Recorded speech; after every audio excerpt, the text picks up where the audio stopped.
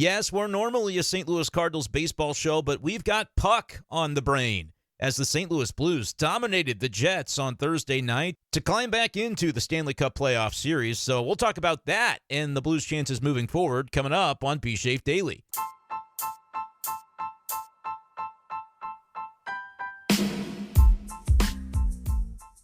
What's going on, everyone, and welcome in to this edition of B-Schaeff Daily. Brenden Schaeffer with you. It's Friday, April 25th, 2025. St. Louis Cardinals didn't play on Thursday. I'll be back at Busch Stadium Friday night as the Cardinals take on the Brewers. We can tell you about the roster move. Yes, they optioned Ryan Fernandez. He's down to Memphis. Riley O'Brien coming back. That is official from Cardinals PR as of a little bit ago on Friday afternoon. But we don't really have any other Cardinals topics to talk about. After Thursday, they didn't play a game. We beat to death the series in Atlanta on the show. So what we're going to do instead is talk a little Blues, because I was at Enterprise Center on Thursday night covering for Sports Hub STL the Blues-Jets playoff game, Game 3, the first home playoff game for a Big Four professional sports team in St. Louis. So I hate to exclude City FC, but we are going to do that for the purposes of this conversation. The first home playoff game since the Cardinals played the Phillies in October 2022.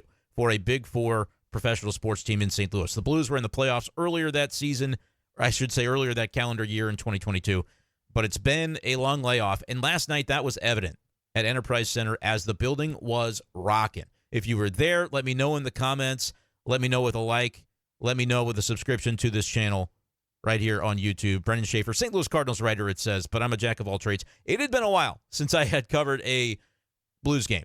I think, and nobody cares, but based on the circumstances of my life, I think it had been since Game 6 of the Stanley Cup Playoffs in 2019 that I was covering a Blues game. I had been with a ticket since then, but I moved to Texas, was there kind of covering from afar in 2019, just like the Cardinal playoff run that year through Atlanta, through Washington, D.C. And then COVID happened after I moved back to Columbia, Missouri. And it had been a couple of years, and then it was like, okay, the Blues were not doing as well. I had a lot on my plate with my new radio show I was doing, so I just hadn't made it out to Enterprise for a work capacity. But I wasn't going to pass up on the opportunity to write about it, so check it out, sportshubstl.com, my article column from the game, really just praising St. Louis fans for the energy that they had in the building last night. And there is no doubt about it, the Blues fed off of that energy. How do I know? Well, Blues head coach Jim Montgomery said as much in his post-game press conference. It's funny, I said to the staff before we went out, I said, when you're on the road, you hear the crowd at the beginning, puck drops, you don't hear the crowd. But when you're at home, it seems like it just gives you more juice. It just does. And our crowd was great to start the game. And right away, the Let's Go Blues in the first 5 minutes. I know we scored 2 goals, but it gives our players juice. You can tell we were really skating. And I got to tell you, I think Blues fans already know this, but I was really impressed by Jim Montgomery last night. Of course, I, again, haven't been covering the Blues a lot. Everybody knows I've been doing a lot of Cardinal stuff this offseason and now with the season going. But Jim Montgomery, striking. It's obvious why he was the right choice, and we knew this, right, going back to last year. But the Blues wanted to hire him. Boston didn't fire him in time because they advanced further in the playoffs than maybe people expected. They were ready to probably axe him then. He gets in to the next season, not performing as well with the Bruins, and so they do let him go. The Blues didn't wait a week to hire him. God bless Drew Bannister, but he was not, he was going to pale in comparison to what they were looking for, and they wanted Jim Montgomery the whole time. They got him now, and it's easy to see why, just in the way that he commands a room, a hockey team, and just his presence. So interesting to hear from him last night, talking about that atmosphere at Enterprise Center from the jump. He says, look, on the road, you tune that out, you don't really hear it. Yeah, you hear it walking out, then it just puck drops and it's gone. You notice it, though, at home, and the Blues did. They clearly fed off of it. The way they came out was similar to Game 1, and Jim Montgomery mentioned that later on in his press conference, that it wasn't too dissimilar from that, but they just continued to be relentless in putting pucks on net, and it worked. 48 seconds into the game, Pavel Buchnevich gets pay dirt, and the Blues take a lead. They didn't stop, though, right? The building is buzzing. They're continuing to skate with a lot of energy. The last 2 games, though, Game 1 and Game 2, again, we understand that it's in Winnipeg, it's on road ice, and so it makes it a little bit more difficult to maintain maybe that energy throughout 60 minutes, but they wore down for sure. The Jets almost got better as those games went along, And by the time the third period rolled around, you could feel that. The Blues played really well in games 1 and 2, in my opinion. They didn't get over the hump, right? They couldn't find quite enough scoring prowess. And there's a case to be made that they made life a little bit too easy on one of the best goaltenders in the league, the best goaltender in the league this season, Connor Hellebuck. And so there was an emphasis, I think, coming into Game 3, just throw pucks at him. Like, make him work, make him have to block him from odd angles. Don't let him be too comfortable with the rebounds that he's getting when he's able to kind of size it up and get the puck out to his defense that they can then start moving toward the other end. The Blues wanted to be relentless. They were in the early going. It helps that they got paid early. It helps that proof of concept paid out on it, and they got a goal in the first 48 seconds. They were continuing to do it, though, and then they got a little bit of a fortunate, I mean, you can't call it luck. They were forcing the issue. There's no doubt about it. We were doing the post-game show on Sports Hub STL last night. I was at Enterprise Center until after 1 a.m. with the guys on that show. And if you're a hockey fan, you have to be subscribed to Sports Hub STL for these post-games because these guys are doing a great job.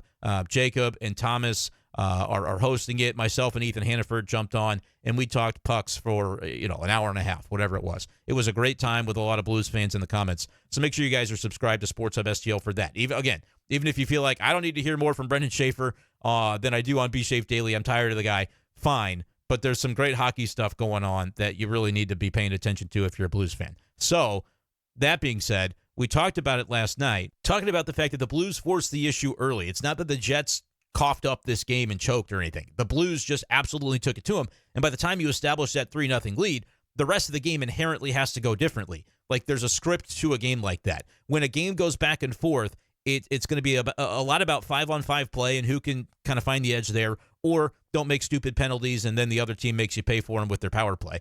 Those are the scripts that you can see in those tightly contested matchups. This one wasn't tight. It had a script. It had a blueprint to it. The Blues forced the issue early. They were rewarded with a goal right away. Then they were able to draw a penalty because of that relentless pressure. They were in on a very long offensive possession. It was 70 seconds between the first goal and the penalty being drawn. And that was like 2 minutes into the game. The Blues had the puck the entire time. So they score a goal, they're rewarded for that right away, and then you get the penalty from that relentless pressure. And the power play took a little bit of a moment to get going, and then Robert Thomas with a laser toward the net. Buchnevich was right where he needed to be to deflect it for the second goal. So he's tracking toward a hat trick before we're even 2 minutes into the hockey game. That allowed the Blues to kind of set the rest of the pace and the tenor for that first period.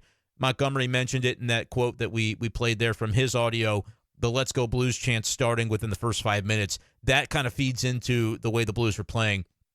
And you're able to play out the rest of that first period pretty much with that similar intensity. It didn't feel all too many times like the Blues were in major danger to give up high-quality scoring chances with any sort of frequency in that first period. The Blues really controlled the pace the entire way through, to the extent that with about 4 minutes to go, little more than 4 minutes to go in the period, there was a moment where they're kind of resetting on the ice after line change, whatever the case was. Cam Fowler, Blues defenseman, behind the net, behind Binnington for a while, like letting things set up. And this is something that happens a bunch in hockey, but I'm a smartass and somebody that doesn't lock in on hockey. Like, I know more about baseball than I do hockey, right? I've covered the Blues since 2016, between that and 2019, and covering the Stanley Cup Playoffs and everything, Winter Classic there in the middle. So I've been covering a bunch of hockey games, just not as much recently. I am more inclined to say, like, from a casual perspective when it comes to hockey. I'll still talk about it and give you my perspective on it, but it's less nuts and bolts than it's going to be with baseball for those who have listened to my podcast. And so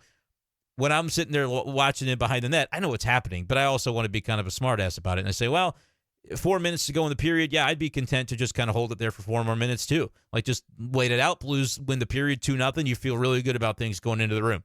Less than 10 seconds later, Cam Fowler puts it into the back of the net to make it 3-0 Blues. And I had made that comment to Ethan Hannaford, and then I turned to him again and said, I'm dumb. I'm an idiot. Because they knew what they were doing, setting up that play. And Cam Fowler just he didn't do it all, but he did a lot of it. Racing down the ice, coast to coast. He passes to Parayko first. Parayko off the boards, get it into the middle of the ice, and I think it goes off a skate. And then they're able to pass it to the outside to Robert Thomas, who sets it up. I believe it was Thomas who set that goal up as well for Fowler to be able to get it into the back of the net. If I'm mistaking who it was, a lot happens in a hockey game. I'm not going to go back and check it right now, but you can read my article for Sports of STL, for which I did make sure to check the details and get everything right in describing what happened in the atmosphere and in the game itself. with some good quotes from the players and coaches post game.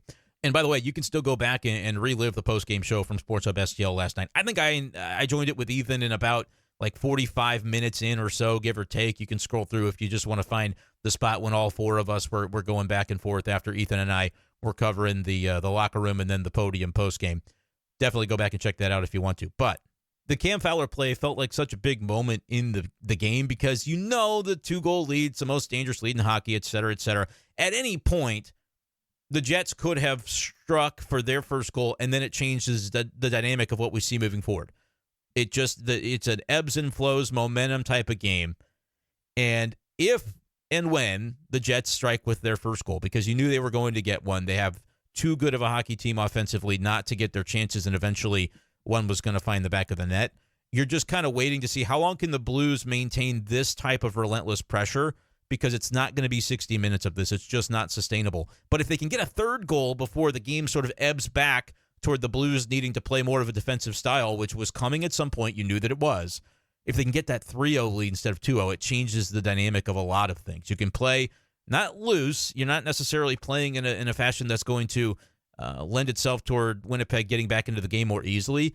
But you get that third goal, and it's like, all right, now we kind of know that they have to be a little more desperate on the other side. There's plenty of time for 2 periods to score 3 goals, especially for a team like that.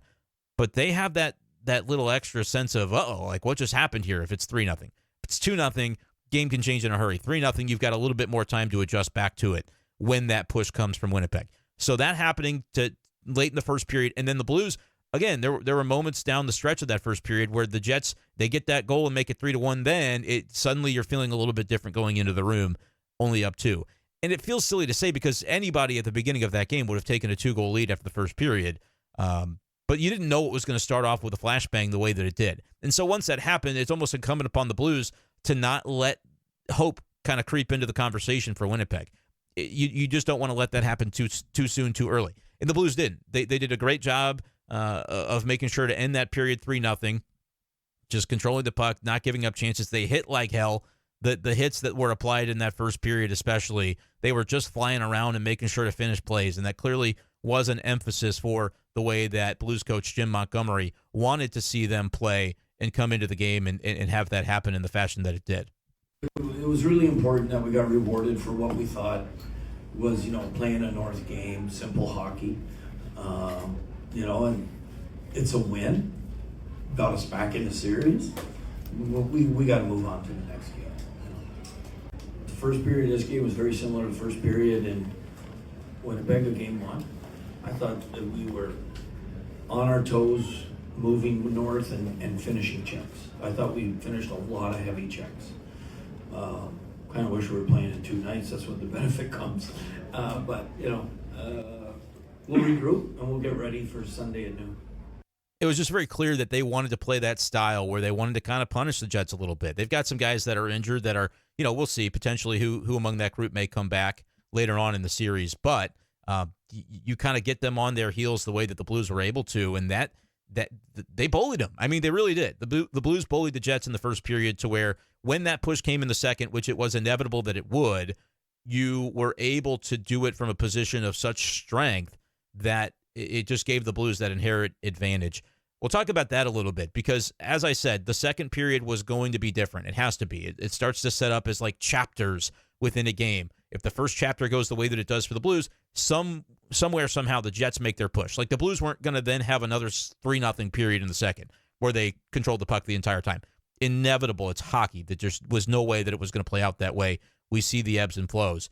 For the Blues to be able to weather the storm the way that they did, and that was the language that I used. Ethan Hannaford asked the question of Jim Montgomery and basically asking him about how impressed he was to see the Blues weather the storm in the second period. I'll play the clip from Monty where he didn't really agree. He said, I wouldn't call it a storm, but talked about the way that the Blues were able to kind of get through that second 20-minute period unscathed. And the reasoning behind it was, of course, big play from Jordan Binnington. Second. Yeah, I wouldn't call it a storm, but I would call it that we have a great playoff goalie, a proven playoff goalie, who makes great timely saves.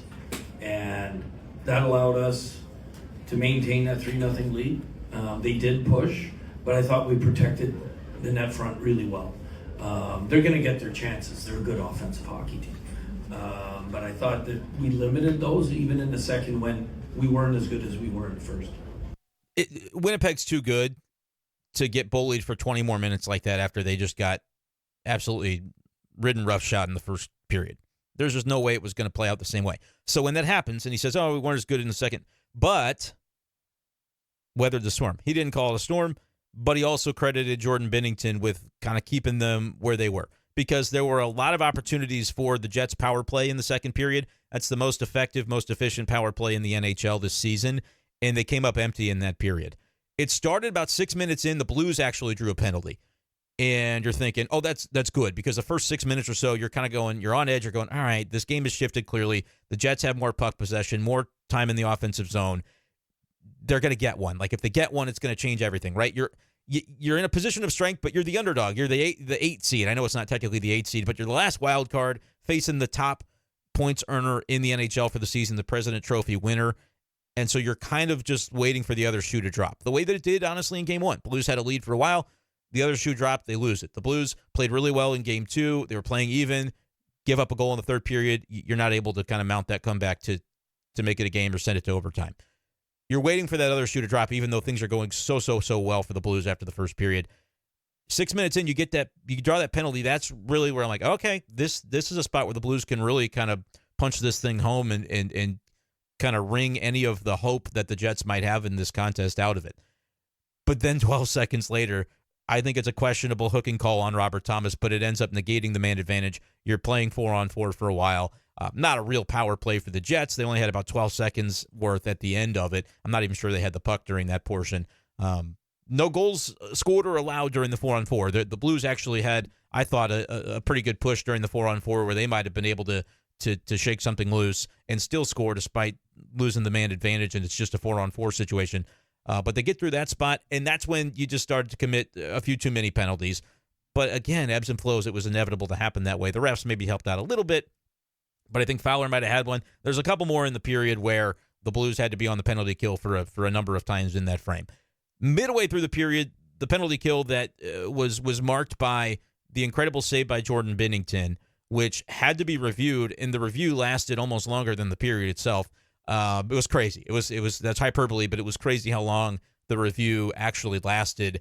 And look, my perspective on this, and they showed in the arena every angle that they possibly could have. The angle from the crossbar downward, looking at the line, doesn't show definitively that the puck was 100% across the line. It was obscured because you couldn't see the puck where it starts and ends within the glove of Jordan Binnington and the line in the post. Like, you couldn't see everything you needed to see to know definitively. And so I just don't think, I think they had a feeling that, like, puck's probably in, but there's no way to show for sure. They can look at it. They can try to draw the line. They can do Microsoft Paint to figure out, like, you can do everything you want to do. But I think there's no way to tell for sure. The angle that looked most definitive that it was a goal was kind of that camera angle from the side where it looks like Binnington's entire glove is basically behind the line. But that's not straight down the line, so you can't use it. It's the same thing we talk about in baseball. There was a bunt play by Victor Scott the other week where I think against Atlanta, no, it must have been against Houston. They picked up the ball once it looked like it was in foul territory, but you're not looking at a top-down angle where, like, a shaving of the ball, even though the ball at its bottom is not connected to the chalk line itself, it's all on the dirt, but the ball is a sphere, it's not a cube. And so when you draw that line down in space from where the ball is, like, hovering over the chalk line, it's still hovering over the chalk line, and that's why it was called that way. I think it's similar here, where you're not looking right down the line at the puck to have a perfect angle on. Yes, it looks from a different camera angle like it's a certain way, but you can't know for sure that it is from that angle because it's an optical illusion. It's like the Josh Allen play in the NFL playoffs against the Chiefs. Everybody thought he made a first down, but you have to be directly on top of the ball down the line. And when you were, that camera angle didn't show it definitively. The camera angles that were slightly off kilter, it made it look like, oh, for sure, first down. Oh, for sure, foul ball on Victor Scott. But with the camera angle that they actually had to be able to definitively determine whether this puck was in the net completely or not, they couldn't. And so they didn't. And it stood up. My take is if you have to look that long at it, got to stick with the call on the ice. I think if the goal horn would have sounded and they would have reviewed it, it would have been a goal. But they couldn't definitively overturn what was called on the ice, which was no goal. So unbelievable save by Binnington. Either way, it's an unbelievable save. We were joking on the Sports Hub show after the game. Like, they have to do kind of what linemen do in the NFL, wear the gloves the same color of the opposing jersey so you can't see the hold necessarily, the holding call. Binnington just get a black glove. I don't know if that's legal or not in hockey, but kind of joking about that. Incredible save. And yes, Binnington was a big part of the reason they were able to do it, but credit to the PK as well. I mean, there was one spot where the puck rolled right by the post and like Binnington wasn't there for it, so they kind of caught a break on that in the second period. But otherwise, I mean, they did a great job on the PK. I think there were 3 penalties they had to kill off in total, and the number 1 power play in the league came up empty in that period. That was significant because the Blues then kind of like, all right, we weathered that storm. Monty didn't call it a storm. I think it's fair to say it was one because it's the push. It's the push the other side is inevitably going to make. And they get into the third period where it's like, all right, now you got a little bit. Jets are going to have to make something happen. The fact that they made something happen, they scored a goal relatively early in that third period, and then it was less than a minute later before the Blues answered. You're like, all right, this game's over. When it was 3-1, you're like, all right, let's see. Things are about to get tight here. It never happened. Buchnevich gets the goal. I think it was Thomas that picked the pocket of Hellebuck, but Buch was back there as well. I don't know what he's doing. Trying to play the puck like he's Jake Allen. I don't know what he was doing there. Look, you could tell me, oh, Hellebuck plays the puck really well. Didn't that time. That was just a mistake, and the Blues were there to pounce on it. That's the way they played this game. In Game 3, they took it to the Jets. They didn't leave anything to chance.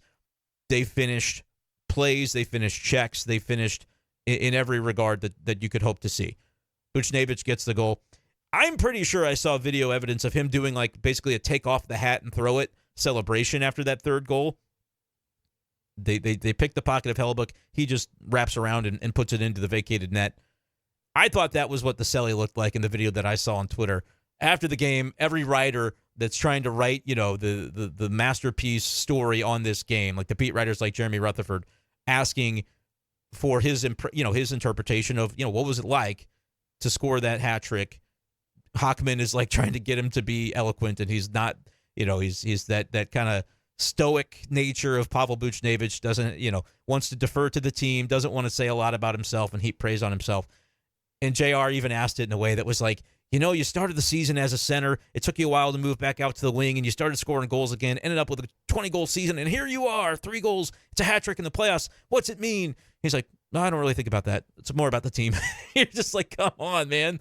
Oh, I swear, Binnington was sitting next to him. Those are the 2 guys they brought out to the podium, and I really thought Binnington was going to crack a smile or break character when, JR was laying out this eloquent question of, emotional. What's it like? And he's like, yeah, it's more about the team.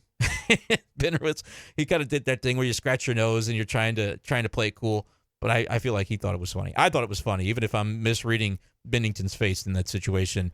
And Binnington was asked about it and said some nice things about, the special moment for Buchnevich. So the writers at least had a quote to use about somebody talking in flowery tones about Buchnevich and the way that he played with the hat trick tonight or last night. And that was really, the floodgates opened from there. Once they made it 4-1, it was like, all right, that was your push. You didn't get it. And they just started playing chippy. They started playing recklessly. I think Brenden Schaeffer was sent off, but there were just so many scraps in the third period, and most of them benefited the Blues, where they would get on these long power plays and they would score.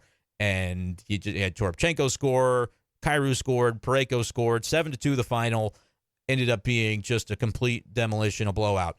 Now the question's going to be, actually, before I get to what the question's going to be, I talked about the way that people were speaking highly of Buchnevich, and he didn't want to talk about himself. We did get a chance to talk to Cam Fowler as well, but the best Fowler-related quote, I thought, was getting to hear from Jim Montgomery on Cam Fowler and his significance to the team. He became the first Blues defenseman last night to score 5 points, to record 5 points in a playoff game, and he was sensational, obviously assisting 4 goals, scoring 1 himself with the coast-to-coast play. Question was asked of Jim Montgomery, and this was kind of a funny quote that he gave. He's been remarkable. I told him after the game, thank God you're not in Anaheim anymore. But him and Pears, I thought, I thought our decor was really good tonight, and I thought those two led us tonight with their skating, their willingness to shoot. That goal by Cam Fowler, I mean, that's what our decor can do. And we have a lot of guys who can skate back there. Obviously, Cam Fowler was traded from the Ducks in Anaheim to the Blues during the season, and joke with him, thank God you're not in Anaheim, because he was a big part of what the Blues were able to do on Thursday night. But it's just one game, and turning attention to Sunday was a big portion of the post-game proceedings and the way that the game was discussed by the players and by Jim Montgomery. I think they're ready for the moment, though. I think they know what it takes, and I think they knew that they've been the better team largely in this series. Like relative to home ice advantage, I think the Blues on the aggregate have outplayed the Jets to this point, because you look at how close those were in game 1 and 2. I would say the Blues played a better first and second period than the Jets did in the first game, and that was in their building where those people are screaming true north during O Canada, and they are lit just like Enterprise Center was lit last night. That had to be difficult to play in under those circumstances and play so well. They faded in the third period, no doubt about it, and they lost the first game. Faded a little bit again in the third period of game 2 when they were tied 1-1, had a chance to win that game. But they were right there, razor-thin margins. The Blues embarrassed the Jets last night.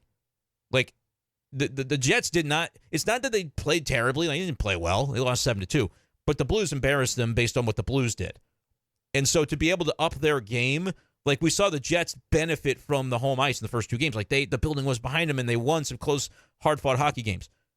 The Blues got the building behind them last night, and it was like a completely different story. They rode that momentum to a blowout demolition where the Jets were whining and punching people and throwing tantrums in the third period, getting sent off the ice one after the next. That was different. Now, that's not going to happen in Game 4. You're not going to have another blowout. That's not the way the National Hockey League works. That's not the way playing against the President's Trophy winner works in the playoffs. They're going to have a response.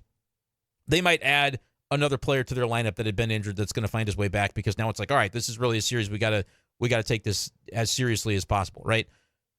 The Blues are going to try to do the same thing that they did on Thursday. They're going to try to do that Sunday afternoon at noon at Enterprise Center and have a push, start fast, and with the building behind them, try to cash in. What happens when they don't necessarily have it come so easily in the first couple of minutes, where like they're doing all the right things and they're instantly rewarded for that?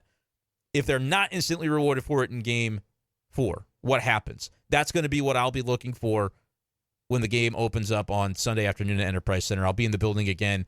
We'll see what their response will be to that, because we know the Jets are going to have a response. I think both teams are going to come out ready to play.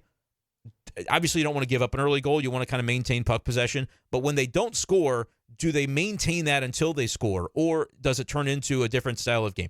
Blues have to win this game, but if they do, in my opinion, they take command of the series, even though they will not have stolen home ice away.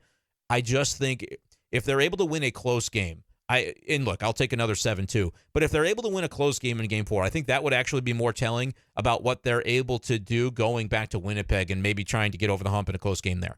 Because I don't think you're blowing out the Jets at their place, but whether it's Game 5 or Game 7, to win this series in advance and to keep the hopes alive that this is going to be like 2019, they've got to win in their building one of those 2 games. Obviously, you have to keep winning at home to be able to set up a Game 7 opportunity, but I think the best way to it is to do it in Game 5, right? So if you can win Game 4, you can win Game 5, you finish it out at home, that's the best path. The Blues are still an underdog in the series, and I think rightfully so. They're actually an underdog in Game 4, according to the betting odds. But if they can find a way to play like they played on Thursday behind a building that's going to be rocking again. I feel bad for the Cardinals' attendance on Sunday. It's not going to be pretty because everybody downtown is probably going to be at Enterprise Center. The tickets, though, for that game are over like $120, $150, maybe even more by the time I record this. Cardinals tickets for Sunday, probably a little bit more affordable, but that'll be the place to be, downtown St. Louis. Can the Blues do it one more time, extend the series, guarantee another game at home? I mean, that's what a win in Game 4 would be. It would mean that they cannot be closed out in Game 5 in Winnipeg if they can win on Sunday. Let me know your thoughts. Let me know if you enjoyed this episode, if you want me to keep doing Blues content the rest of the playoffs, however long it may last. Appreciate you guys for listening and indulging me when I didn't have much to say about the Cardinals. I will tonight. We'll be back with a late-night B-Schaeff Daily posting for Saturday morning as the Cardinals take on the Brewers at Busch Stadium. But that'll do it for this edition of the show. Appreciate you guys so much for listening, and we'll talk to you next time on B-Schaeff Daily. Peace.